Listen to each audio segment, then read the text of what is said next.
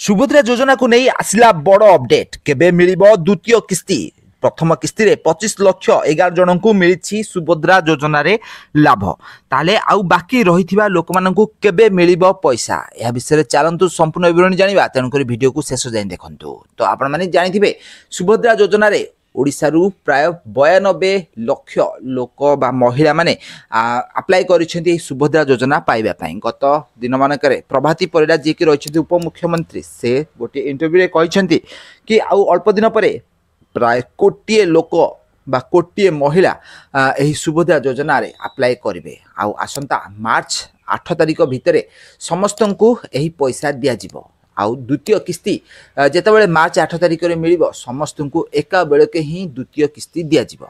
हेले प्रथम किस्ती पाइथिबा 25 लाख 11 जन हिताधिकारी माने एबे खुशी थिबार नजर आछिसंती। आउ बाकी रहिथिबा लोक माननकु व्यस्त न हेबा पई कहिसंती उपमुख्यमंत्री प्रभाती परिडा। आउ वर्तमान पर्यंत प्राय 1 कोटी रु अधिक लोक माने एही फॉर्म रे अप्लाई करि साछंती सुभद्रा योजना को। आउ समस्त को धीरे धीरे करी पैसा दिया जिवो मार्च 8 तारिख भितर। आउ समस्ते धैर्य धरिया पई उपमुख्यमंत्री कहिसंती। आउ या छडा आपण माने जानिथिबे सुभद्रा योजना रे एबे महिला मानक अकाउंट को 5000 टंका लेखाए आसुछि। एमिति करी 10 टी किस्ती रे प्राय 50,000 टंका महिला मानक अकाउंट को 5 वर्ष रे जीव। गोटे वर्ष रे दुई थर महिला को 5-5 हजार गोटे वर्ष रे 10,000 टंका दिया जीव।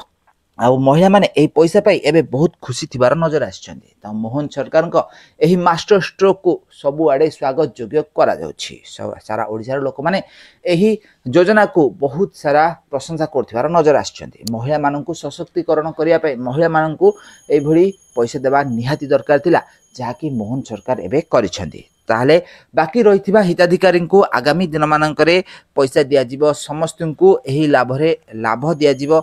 आउ आगामी दिन माननकु अपेक्षा करिया पई ओडिसार मुख्यमंत्री बा उपमुख्यमंत्री प्रभाती परिडा कहिसंती। केही व्यस्त न होई एहाकु अपेक्षा करंतु आउ समस्तक खाता को पैसा जीवो बोली कहिसंती। तो फ्रेंड्स आपण माननकु सरकार को एही सुभद्रा योजना रे केमथि लागिछि हमकु कमेंट माध्यम निश्चित भाव कमेंट करंतु।